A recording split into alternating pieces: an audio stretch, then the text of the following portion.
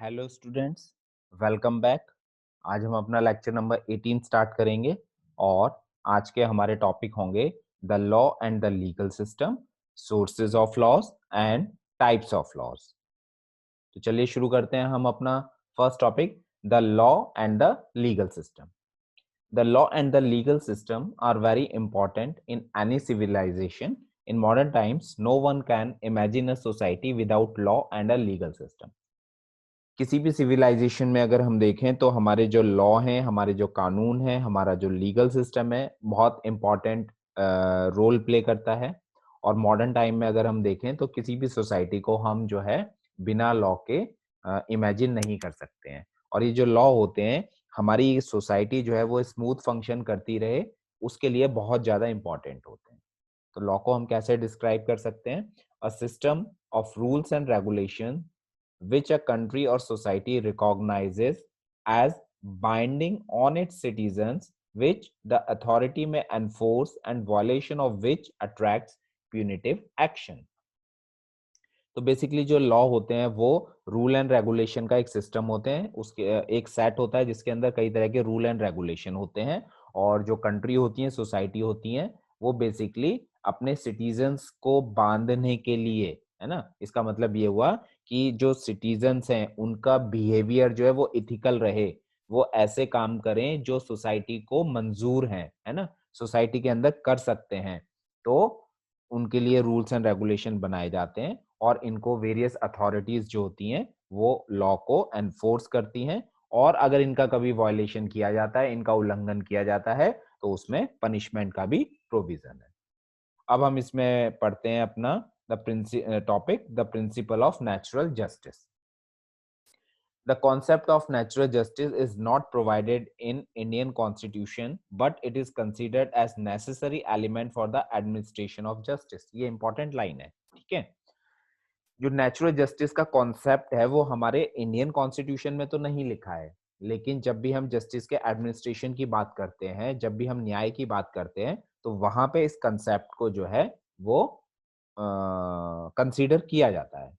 तो natural justice का जो कॉन्सेप्ट है, it is a concept of common law which has its origin in just natural, which means law of nature. ये just natural से लिया गया है और इसका मीनिंग होता है law of nature. Natural justice means natural sense of what is right और रॉन्ग, ठीक है। तो बेसिकली ये नेचर के अंदर जो लॉज चलते हैं वहां से कॉन्सेप्ट लिया गया है कि नेचुरल सेंस में हम इसको देखते हैं कि क्या राइट है, क्या सही है। तो जब भी कोई न्याय हो, जब भी कोई डिसीजन हो, जजमेंट हो, तो वहां पे पहले देखा जाए क्या सही है, क्या गलत है, उसके बेस पर जजमेंट दिया जाएगा। तो वो कैसा होगा? वो प्रिंसिपल ऑफ नेचुरल जस्टिस को फॉलो करता हुआ नजर आएगा। Natural justice not just justice found in nature, it is a collection of concept which may be naturally associated with justice. ये कलेक्शन है जिसके अंदर कई तरह के कॉन्सेप्ट हैं और ये बेसिकली ये बताता है कि इससे हमें या लोगों को जस्टिस मिलेगा। अब इसके अंदर दो प्राइमरी रूल्स होते हैं। एक है, फर्स्ट है इसमें, nemo judex in causa sua, rule against bias, and audi alteram partem, rule of fair hearing. तो इन दोनों को समझ लेते हैं। तो पहला है इसमें हमारा नीमो जुडैक्स इन कॉसासुआ, इसको बोलते हैं रूल अगेंस्ट बायस। तो यहीं से आपको पता लग जाएगा कि जब भी कभी कोई जजमेंट होगा, दो पार्टी होंगी, ए और बी, है ना, एक ने इल्जाम लगाया होगा और एक के ऊपर लगाया होगा, जज सुनवाई करेंगे, तो वहां पे बायसनेस नहीं होनी चाहिए। It is the first principle of natural justice which says no man shall be जज इन हिज ओन कॉज और a deciding authority must be impartial and neutral while deciding any case। इसका मतलब ये हुआ कि कोई भी अगर क्राइम कर रहा है, किसी का केस है, तो अपने ही केस में खुद जज नहीं हो सकता। और दूसरा, जो भी डिसाइडिंग अथॉरिटी है वो इम्पार्शियल होनी चाहिए, वो किसी का पक्ष ना लें, पार्शियलिटी ना करें। और जब भी वो किसी केस को डिसाइड करें, उसका जजमेंट दें, उसकी हियरिंग करें, तो उसके लिए वो न्यूट्रल होनी चाहिए। दोनों पक्षों के लिए, ए और बी की अगर हम बात कर रहे हैं, तो दोनों के लिए वो न्यूट्रल होनी चाहिए। Thus, the principle signify that in a circumstances where a judge or deciding authority is suspected to be a biased and partial, then he shall be disqualified for determining any case. और इसमें ये बताया गया है कि अगर case की सुनवाई के दौरान किसी भी वक्त ये सस्पेक्ट होता है कि जो जज है ना, वो बायस है, तो उसको डिस्क्वालीफाई जो है किया जा सकता है। ठीक है। दूसरा है ऑडी अल्ट्रम पार्टम, इसका मतलब है रूल ऑफ फेयर हियरिंग, दोनों पक्षों को सुना जाना चाहिए। ठीक है, दोनों पक्षों को सुना जाना चाहिए। इसका मतलब ये है कि भाई ए और बी अगर दो के बीच में केस चल रहा है तो ए का भी पक्ष सुना जाए और बी का भी पक्ष सुना जाए। ऐसा ना हो कि जज ने ए का पक्ष सुन के ही डिसीजन दे दिया, नहीं, ऐसा नहीं होना चाहिए। रूल ऑफ फेयर हियरिंग होनी चाहिए। This is the second most fundamental rule of natural justice, that says no one should be condemned unheard, किसी को भी अनहियर ना छोड़ा जाए, मतलब दोनों पक्षों को सुना जाए। In a circumstances where a person against whom any action is sought to be taken and his right or interest is being affected shall be given an equal opportunity of being heard. Equal opportunity of being heard का मतलब आपको समझ आ जाएगा कि अगर जितने भी पक्ष हैं एक केस के अंदर उन सबको सुना जाए, जितनी पार्टीज है सबको सुने जज और उसके बेस पे फिर जजमेंट दें। तो ये दो हमारे रूल्स हैं। पहला है रूल अगेंस्ट बायस, बायसनेस नहीं होनी चाहिए, पार्शियलिटी नहीं होनी चाहिए, और रूल ऑफ फेयर हियरिंग मतलब सबको सुना जाना चाहिए। अब इसमें हमारा सेकंड टॉपिक है सोर्सेज ऑफ लॉ। तो मींस हमारे इंडिया के अंदर जो बेसिकली लॉ फॉर्म होते हैं उनके पीछे क्या क्या सोर्सेज होते हैं। ठीक है, तो अगर हम लॉ की बात करें तो लॉ जो टर्म है वो बहुत ज्यादा डाइवर्स है नेचर के अंदर, है ना, भिन्नताएं उसमें कई तरह की, और it is an essential to have an effective legal system for the orderly function of the social life and the existence of mankind। ठीक है, तो एक इफेक्टिव इफेक्टिव लीगल सिस्टम होना चाहिए सोसाइटी के अंदर, ताकि हमारी सोसाइटी जो है एक ऑर्डर में और स्मूथली फंक्शन करे। It is very important to understand that the law of every land is derived from the sources, so one has to know what are the sources of law, है ना। तो कोई भी हमारे जो लॉ वगैरह बनते हैं, कानून बनते हैं, उनके पीछे कोई ना कोई सोर्स होता है, तो उन सोर्स को जानना बहुत जरूरी है। तो हमारे इंडिया के अंदर भी वैरायटी ऑफ सोर्सेज हैं, देख लेते हैं कौन कौन से हैं। पहला इसमें legislation as one of the sources. The term legislation is derived from the Latin word legis, meaning regulation, and latum, which means making, means regulation making, rule बनाना। तो लेजिस्लेशन अपने आप में ही एक सोर्स है ना। The legislation is considered as a primary source of law in India. Legislation has a wide ambit and it's used. अब देखिए, लेजिस्लेशन जो है इसका एक स्फीयर जो है बहुत वाइड है ना, और ये क्या क्या बेसिकली इसके अंदर चीजें आती हैं। It is use to regulate, authorise, enable, provide funds, to prescribe, to sanction grant, declare और टू रिस्ट्रिक्ट। मीन्स कोई चीज हमें रेगुलेट करनी है, किसी को हमें ऑथराइजेशन देना है, किसी चीज को हमें इनेबल करना है, कहीं पे हमें फंड प्रोवाइड्स करने हैं, कहीं पे कुछ हमें प्रिस्क्रिप्शन देना है, प्रिस्क्राइब करना है किसी को, है ना, हमें ग्रांट को सैंक्शन करना है, और हमें किसी एरिया को डिक्लेयर करना है या रिस्ट्रिक्ट करना है या रोकना है, कुछ डिक्लेरेशन करनी है, तो सबके लिए रूल्स की रिक्वायरमेंट होती है, सबके लिए लेजिस्लेशन की रिक्वायरमेंट होती है। ठीक है, the legislature is framed by the parliament in the form of new act, new law, repeal and amendment of old laws। अभी जो लेजिस्लेचर की हम बात कर रहे हैं, लॉ जो बनते हैं बेसिकली कौन फ्रेम करता है? पार्लियामेंट फ्रेम करता है। किस फॉर्म में करेगा? या तो नए एक्ट बनाएगा या नए लॉ बनाएगा, या पुराने कुछ एक्ट को रिपील कर देगा, खत्म कर देगा, या पुराने लॉज में कुछ अमेंडमेंट कर देगा। और जो भी लॉ बनाने का जो प्रोसीजर है वो हमारे कॉन्स्टिट्यूशन में मेंशन्ड है। तो फर्स्ट हो गया हमारा लेजिस्लेशन, दूसरा हो गया हमारा कस्टम। अब अगर हम कस्टम की बात करें तो custom is an establish mode of social behaviour with in a community. जैसे हमारे इंडिया के अंदर क्या है, कई तरह की कम्युनिटीज रहती हैं, कई धर्मों को मानने वाले लोग रहते हैं, तो उनके अपने कस्टम्स चले आ रहे हैं। उन धर्मों में क्या कहा गया है, कई बार उन कस्टम को लेकर भी रूल एंड रेगुलेशंस बनाए जाते हैं। It is one of the main and oldest source of law in India. ठीक है, judicial precedent is another one of the most important sources of India. तीसरा है हमारा judicial precedent. Judicial precedent lays on the doctrine of stare decisis. Stare decisis mean निर्णायक फैसला। कई बार ये होता है कि जैसे सुप्रीम कोर्ट ने किसी केस में एक निर्णायक फैसला दिया और वो फैसला ऐतिहासिक हो गया, ठीक है। तो अब जो लोअर कोर्ट होंगे, सपोज हाई कोर्ट होगा, तो हाई कोर्ट के पास जब भी कोई इस तरह का ही सिमिलर केस आएगा, तो वो वही फैसला देगा जो सुप्रीम कोर्ट ने दिया होगा, क्योंकि सुप्रीम कोर्ट का जो फैसला है वो क्या है, स्टेयर डिसाइज है, वो एक निर्णायक फैसला है। For instant, if high court decide on a particular case and a similar situation come to the lower court, the lower court will treat the case alike and pass the judgment same as done by the high court. तो इस case में क्या हो गया, जो judicial president था, जो पहले का जजमेंट था, उसने एक एग्जाम्पल सेट कर दिया और उसी तरह का फिर निर्णय लोअर कोर्ट जो है वो दे रहे हैं। नेक्स्ट है justice, equity and good conscience. This principle is applied only in cases where the जजेस feel that the law seems to be inadequate और आउट ऑफ डेट और अनजस्ट। अगर जजेस को ये लगता है कि जो लॉ प्रेजेंट है या कोई एक पर्टिकुलर लॉ है वो इनएडिक्वेट है, कंप्लीट नहीं है, या आउट ऑफ डेट हो चुका है, या अनजस्ट हो रहा है, उसे जस्टिस नहीं मिल रहा है लोगों को, तो वो इस प्रिंसिपल को जजेस फॉलो कर सकते हैं। इन सच केसेस द जजेस make decision based on equity, good conscience, fairness and justice using their common sense. तो इस केस में जजेस का जो डिसीजन होगा वो जस्टिस, न्याय, इक्वालिटी और गुड कंसाइंस के ऊपर बेस्ड होगा, और बेसिकली इसमें जो जजमेंट होगा वो जजेस के कॉमन सेंस के ऊपर डिपेंड करेगा। और नेक्स्ट है conventional law, international treaties, agreement and convention.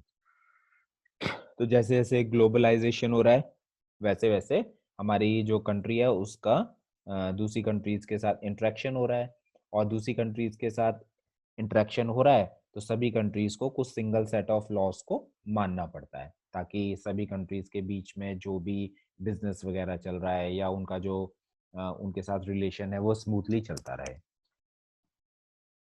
तो हमारे पूरे वर्ल्ड में अगर देखा जाए तो हमारा एक ऑर्गेनाइजेशन है यूनाइटेड नेशन, उसके बहुत सारे कंट्रीज जो हैं वो मेंबर हैं। तो such laws are made by the way of treaties, agreement etcetera and these are harmonised by United Nation, ठीक है।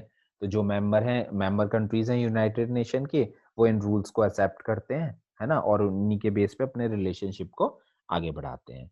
Hence, international convention have an important role in framing new laws or making amendment to existing law। तो जो international conventions हैं या international law हैं, कई बार वो भी हेल्प करते हैं हमारे इंडिया के अंदर नए लॉ बनाने के लिए या पुराने लॉ के अंदर चेंजेस करने के लिए।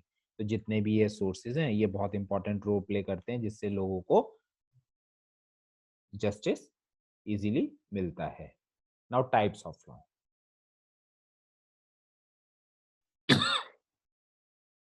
अब अगर हम अपने इंडिया के अंदर देखें तो इंडिया के अंदर कई तरह के लॉ हैं और ये लॉ जो हैं एक दूसरे से इंटरकनेक्टेड है, जिससे हमारा जो लीगल सिस्टम होता है वो कैसा बन जाता है, वो एक हाइब्रिड लीगल सिस्टम बन जाता है, ठीक है। तो Indian legal system consist of civil law, common law, criminal law along with customary और religious law regulating personal laws of followers of each religion. तो हमारे इंडिया के अंदर तो बहुत तरह के लॉ यूज होते हैं, बहुत तरह के लॉ देखे गए हैं हमारे इंडियन लीगल सिस्टम में, है ना। तो बेसिकली हम इनको चार कैटेगरी के अंदर डिवाइड करेंगे: common law, criminal law, civil law and statutory law. तो पहले देख लेते हैं common law. Common law basically जो है इंग्लैंड से ओरिजिनेट हुए और इंडिया में ये ईस्ट इंडिया कंपनी के साथ में आए। तो जैसा नेम है इनका common law means it is common to all. ये जो लॉ होते हैं ये सभी लॉ के लिए, सभी लोगों के लिए क्या होंगे, कॉमन होंगे। अगर ये लॉ लागू होंगे तो मतलब सभी लोगों के ऊपर समान रूप से ये लगेंगे, लागू होंगे। इनको जुडिशियल प्रेसिडेंट, जज मेड लॉ और केस लॉ भी कहा जाता है ना। So it is a body of law that derive its origin from judicial decisions of the cases decided by the court. Article 141 of the Constitution of India state that law declared by the Supreme Court shall be binding on all courts within the territory of India. Hence, it can be said that the Indian legal system has a wide application of common law. ठीक है, तो हमारे India का जो constitution है उसका एक article है 141। आर्टिकल 141 ये कहता है कि जो भी सुप्रीम कोर्ट लॉ डिक्लेयर करता है, जो भी जजमेंट देता है, तो लोअर कोर्ट जो है उसको मानने के लिए बाध्य होते हैं, उससे बाइंड हो जाते हैं, है ना? तो हमारे इंडिया के अंदर फिर ये देखा गया, क्योंकि वो भी मान रहे हैं, हाई कोर्ट भी मान रहे हैं और लोअर कोर्ट भी मान रहे हैं, तो कॉमन लॉ का वाइड एप्लीकेशन है हमारे इंडिया के अंदर, और ऐसे लॉ बेसिकली सभी लोगों के ऊपर समान रूप से लागू होते हैं। दूसरा है हमारा criminal law. The criminal law is a body of rules that defines various acts prohibited by the state because they harm and threaten public safety, called offenses, and provide punishment for committing such offenses. ठीक है, तो criminal law के अंदर कई तरह के rules आते हैं जो कुछ एक्ट को प्रोहिबिट करते हैं, है ना? ऐसे एक्ट को प्रोहिबिट करते हैं जो पब्लिक सेफ्टी के लिए थ्रेटनिंग का काम करते हैं या पब्लिक सेफ्टी को नुकसान पहुंचाते हैं। तो इनको क्या कहा बोला जाता है? इनको ऑफेंसेस बोला जाता है, और इनके लिए पनिशमेंट्स जो होती हैं वो डिसाइडेड होती हैं। ठीक, तो ये जो लॉ होते हैं basically these acts are considered as offences against society as a whole and not just an individual. तो ये जो क्रिमिनल लॉ होते हैं ये इन ऑफेंसेस को सोसाइटी के अगेंस्ट ऑफेंस मानते हैं, इंडिविजुअल के अगेंस्ट नहीं मानते, मतलब पूरी सोसाइटी को नुकसान पहुंचाने वाले ऑफेंसेस होते हैं ये। और इंडिया के अंदर देखा जाए तो जो क्रिमिनल लॉ होते हैं बेसिकली उनको जब डील किया जाता है तो उसके लिए Indian penal code 1860, code of criminal procedure 1973 and Indian evidence act 1872 इनको फॉलो किया जाता है। ठीक है, तीसरे हमारे civil code, sorry civil law. The civil law consists of a body of rules which provide procedure and judicial precedent to help in resolving the various non-criminal disputes. ठीक है, क्रिमिनल लॉ जो सॉरी सिविल लॉ जो होते हैं वो non criminal disputes को resolve करने के लिए यूज किए जाते हैं, और ये जो डिस्प्यूट होते हैं बेसिकली या तो दो इंडिविजुअल के बीच में होंगे या ऑर्गेनाइजेशन के बीच में होंगे। और इनका जो मेन ऑब्जेक्टिव होता है सिविल लॉ का वो ये होता है कि ये डिस्प्यूट को या डिसएग्रीमेंट को रिजॉल्व कराने के ऊपर ज्यादा ध्यान देते हैं, है ना? इसके बदले में ये भी हो सकता है कि एक पार्टी को कंपनसेशन दे दिया जाए और जजमेंट सुना के डिस्प्यूट को रिजॉल्व कर दिया जाए। और इनका जो मेन एम्फेसिस वो होता है वो डिस्प्यूट रिजोल्यूशन पे होता है, पनिशमेंट पे नहीं होता है। मींस दो इंडिविजुअल के बीच में अगर डिस्प्यूट है तो सिविल लॉ के अंतर्गत उसको सॉल्व करवाया जाएगा, ना कि उनको पनिशमेंट दी जाएगी। इसके अंदर फिर चार तरह के लॉ होते हैं, law of tort, family law, contract law and property law. तो सबसे पहले हम लॉ ऑफ टॉर्ट देख लेते हैं। लॉ ऑफ टॉर्ट क्या होता है? A tort is a civil wrong done by one person और to another which results in injury or property damage and monetary compensation is given to the injured party.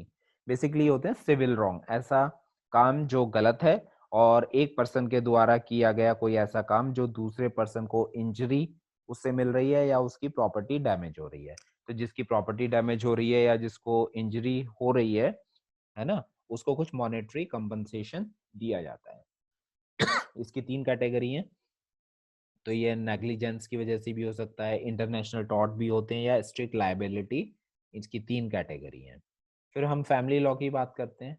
तो family law is the branch of civil that deals with marriages, divorce, child custody, adoption etcetera, है ना? और या and any other issue and dispute of family. Basically family law के अंदर वो सारे cases आ जाते हैं जैसे मैरिज से रिलेटेड है, डाइवोर्स से रिलेटेड है, चाइल्ड कस्टडी से रिलेटेड है या अडॉप्शन से रिलेटेड है। इसके अलावा फैमिली के अंदर जिस भी तरह के डिस्प्यूट होंगे वो फैमिली लॉ के अंतर्गत आएंगे। और इसमें क्योंकि हमारे इंडिया के अंदर डिफरेंट रिलीजन के लोग रहते हैं, तो डिफरेंट रिलीजन के लोगों के अपने अपने पर्सनल लॉज हैं, जैसे हिंदू लॉ, मुस्लिम law, Christian law, Parsi law, है ना? तो ये सब भी फैमिली लॉ के अंतर्गत आते हैं। The cases relating to this law is dealt with by the family court and not by civil court. तो इस तरह के जो केसेस आएंगे फैमिली लॉ के अंतर्गत जो आएंगे तो इनकी जो हियरिंग होगी वो कहाँ होगी? फैमिली कोर्ट्स में होगी। फिर नेक्स्ट है हमारा contract law. Contract law means contract law in India is provided under the Indian contract act 1872 which deals with all kinds of contract, oral और written। जो हमारा इंडियन कॉन्ट्रैक्ट एक्ट है 1872 वो सब तरह के कॉन्ट्रैक्ट को डील करता है, चाहे वो कॉन्ट्रैक्ट ओरल हो या रिटर्न हो, है ना? बेसिकली इसमें क्या होता है कि दो पार्टीज के बीच में कॉन्ट्रैक्ट होता है, एग्रीमेंट होता है, तो उसमें कुछ टर्म एंड कंडीशंस लिखी जाती हैं। अगर एक पार्टी उन टर्म एंड कंडीशन को मानने से इनकार कर देती है ना, तो उसको बोला जाता है ब्रीच ऑफ कॉन्ट्रैक्ट, कि उसने कॉन्ट्रैक्ट का वायलेशन किया है, कॉन्ट्रैक्ट को ब्रेक किया है। तो इस तरह के जितने भी केसेस होंगे वो कॉन्ट्रैक्ट लॉ के दायरे में आएंगे। नेक्स्ट है property law. Property law is the branch of civil law that deals with all kind of property, है ना। प्रॉपर्टी लॉ के अंदर बेसिकली सब तरह की प्रॉपर्टी से रिलेटेड केस आएंगे, लाइक पर्सनल प्रॉपर्टी और रियल एस्टेट प्रॉपर्टी, टेंजिबल और इंटेंजिबल, मूवेबल और इमूवेबल।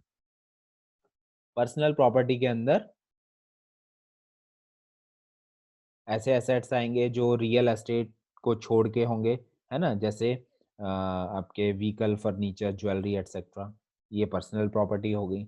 और इसमें मूवेबल भी होंगे, इमूवेबल भी होंगे। मूवेबल जो एक प्लेस से दूसरे प्लेस पे मूव कर सकते हैं, और इमूवेबल मूव नहीं कर सकते। ऐसे ही कुछ टेंजेबल होते हैं नेचर के अंदर, और जो इंटेंजेबल होते हैं उसमें intellectual property, copyright, patent, bonds और स्टॉक्स आ जाते हैं। ठीक है। और फोर्थ है हमारा, जो हमारा मेन हमारे लॉज चल रहे हैं, statutory law.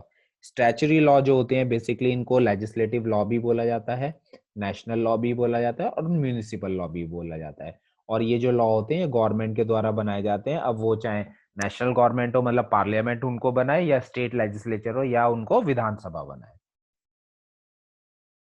Legislation can make law on its own to counter any present or future problem।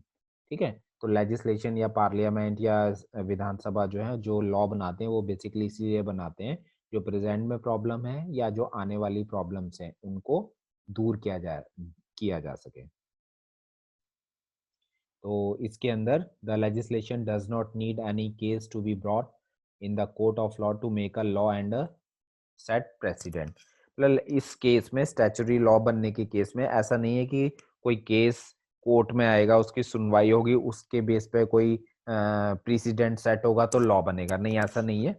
इसमें पार्लियामेंट को अगर ये लगता है या विधानसभा को ये लगता है कि कोई भी फ्यूचर में प्रॉब्लम आ सकती है, तो उससे रिलेटेड लॉ वो पहले ही बना सकते हैं। ठीक है। इसमें बेसिकली यही है कि जब भी लॉ बनेगा तो पार्लियामेंट, अगर सेंट्रल गवर्नमेंट होगी तो पार्लियामेंट बनाएगा, दोनों हाउस से पास होना जरूरी है, प्रेसिडेंट के फिर साइन होना जरूरी है।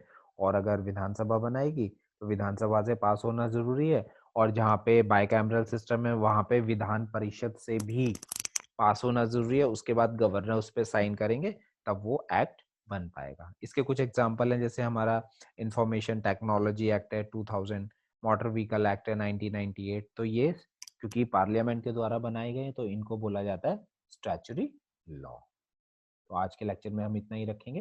Thank you.